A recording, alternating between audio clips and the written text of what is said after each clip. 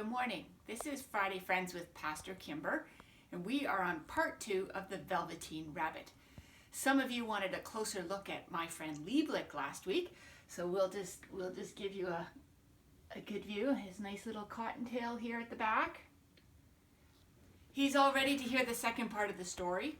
When we left last week, the little boy had just called the Velveteen Rabbit real.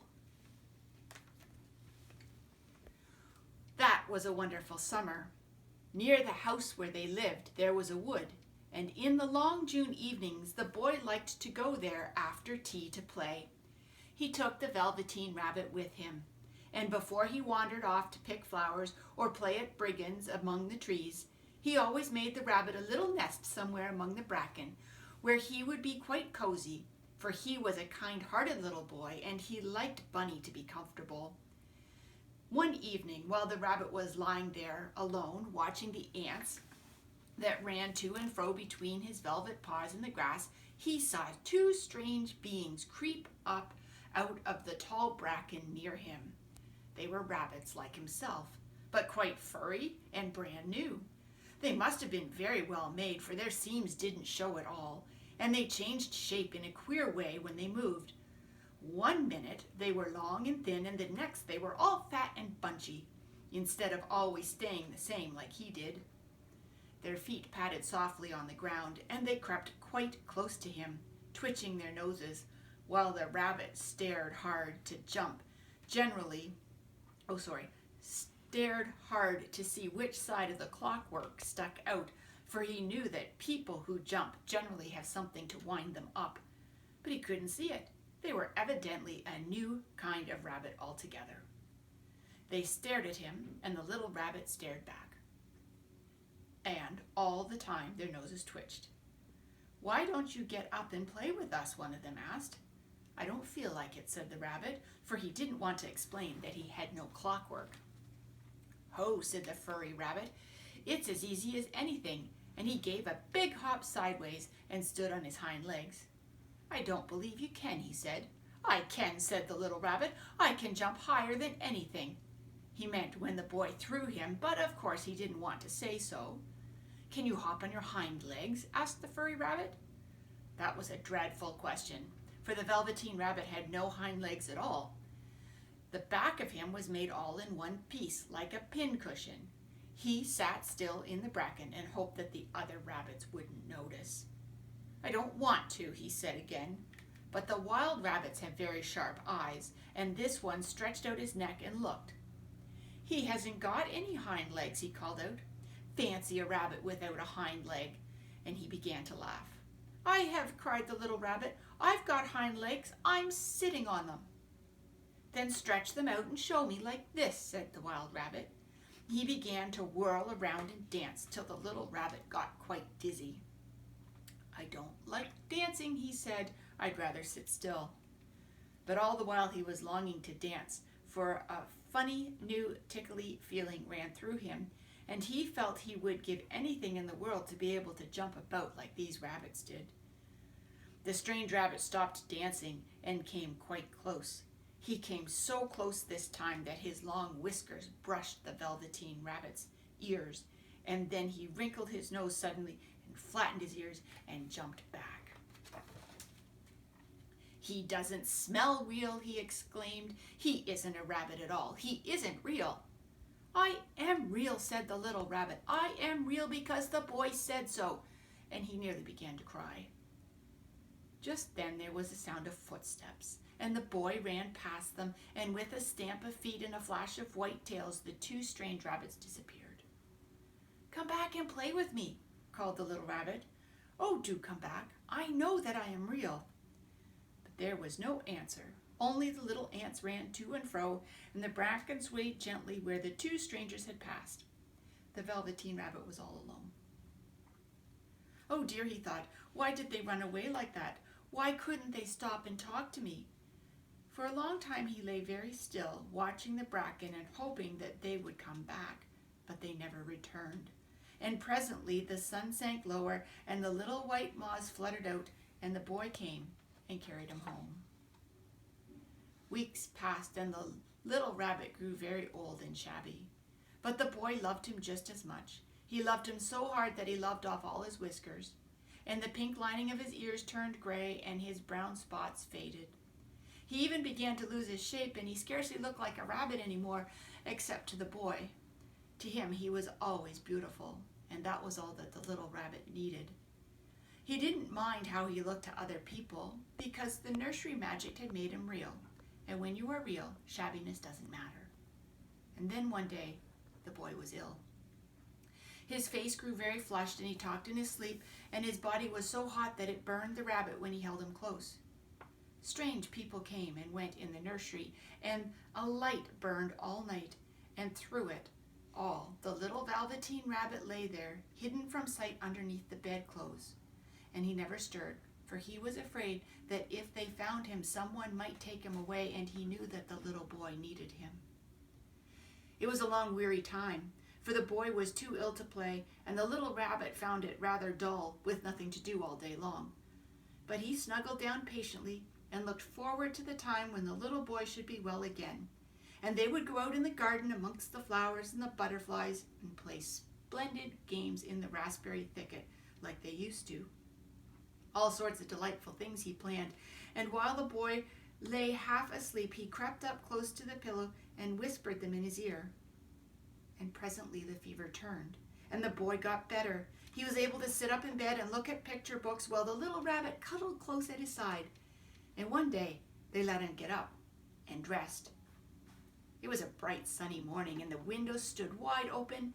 They had carried the boy out onto the balcony wrapped in a shawl, and the little rabbit lay tangled up among the bedclothes, thinking. The boy was going to the seaside tomorrow. Everything was arranged, and now it only remained to carry out the doctor's orders. They talked about it all, while the little rabbit lay under the bedclothes, with just his head peeking out and listening. The room was to be disinfected, and all the books and toys that the boy had played with in bed must be burnt. Hooray, thought the little rabbit. Tomorrow we shall go to the seaside, for the little boy had often talked about the seaside, and he wanted very much to see the big waves coming in and the tiny crabs and the sand castles. Just then Nana caught sight of him. How about this old bunny? She asked. That, said the doctor. Why, it's a mass of scarlet fever germs. Burn it at once. What? Nonsense. Get him a new one. He mustn't have that one any more. And so the little rabbit was put into a sack with the old picture books and a lot of rubbish, and carried out to the end of the garden behind the fowl house. That was a fine place to make a bonfire. Only the gardener was too busy just then to attend to it. He had the potatoes to dig and the green peas to gather. But next morning he promised to come quite early and burn the whole lot. That night the boy slept in a different bedroom, and he had a new bunny to sleep with him. It was a splendid bunny, all white plush with real glass eyes, but the boy was too excited to care very much about it. For tomorrow he was going to the seaside, and that in itself was such a wonderful thing that he could think of nothing else. While the boy was asleep, dreaming of the seaside, a little rabbit lay among the old picture books in the corner behind the fowl house, and he felt very lonely. The sack had been left untied, and so by wiggling a little he was able to get his head through the opening and look out. He was shivering a little, for he had always been used to sleeping in a proper bed, and by this time his coat had worn so thin and threadbare from hugging the boy that it was no longer any protection to him. Nearby he could see the thicket of raspberry canes growing tall and close like a tropical jungle, in whose shadow he had played with the boy on bygone mornings. He thought of long sunlit hours in the garden, how happy they were, and a great sadness came over him. He seemed to see them all pass before him, each more beautiful than the other. The fairy huts in the flower bed, the quiet evenings in the wood when he lay in the bracken, and the little ants that ran over his paws. The wonderful day when he first knew that he was real. He thought of the skin horse, so wise and gentle, and all that he had told him. Of what use was it to be loved and lose one's beauty and become real if it was all to end like this? And a tear, a real tear, trickled down this little shabby velvet nose and fell to the ground. Then a strange thing happened. For where the tear had fallen, a flower grew out of the ground, a mysterious flower, not at all like any that grew in the garden. It had slender leaves the color of emeralds, and the center of the leaves a blossom like a golden cup. It was so beautiful that the little rabbit forgot to cry and just lay there watching it. And presently the blossom opened, and out of it stepped a fairy. She was quite the loveliest fairy in the whole world. Her dress was of pearl and dewdrops, and there were flowers around her neck and in her hair, and her face was like the most perfect flower of all. And she came close to the little rabbit and gathered him up in her arms and kissed him on his velveteen nose that was all damp from crying. "Little rabbit," she said, "don't you know who I am?" The rabbit looked up at her, and it seemed to him that he had seen her face before, but he couldn't think where. "I am the nursery magic fairy," she said. "I take care of all the playthings that children have loved. When they are old and worn out, and children don't need them anymore, then I come and take them away with me and turn them into real." "Wasn't I real before?" asked the little rabbit. "Oh, you were real to the boy," the fairy said, "because he loved you. Now you shall be real to everyone." She held the little rabbit close in her arms and flew him into the wood. It was light now, for the moon had risen. All the forest was beautiful, and the fronds of the bracken shone like frosted silver. In the open glade between the tree trunks, the wild rabbits danced with their shadows on the velvet grass. But when they saw the fairy, they all stopped dancing and stood around in a ring to stare at her. "I've brought you a new playfellow," the fairy said. "You must be very kind to him and teach him all he needs to know in Rabbitland, for he's going to live with you forever and ever." Then she kissed the little rabbit again and put him down on the grass. "Run and play, little rabbit," she said. But the little rabbit was quite still for a moment and never moved. For when he saw all the wild rabbits dancing around him, he suddenly remembered about his hind legs, and he didn't want them to see that he was made all in one piece. He did not know that when the fairy kissed him, that last time she had changed him altogether. And he might have sat there for a long time too shy to move, if just then something hadn't tickled his nose. And before he thought what he was doing, he lifted his hind toe to scratch it. And he found that he actually had hind legs. Instead of dingy velveteen, he had brown fur, soft and shiny. His ears twitched by themselves, and his whiskers were so long that they brushed the grass. He gave one leap, and the joy of using those hind legs was so great that he went springing about the turf on them, jumping sideways and whirling around as the others did. And he grew so excited that when at last he did stop to look for the fairy, she was gone. He was a real rabbit, at last at home with the other rabbits.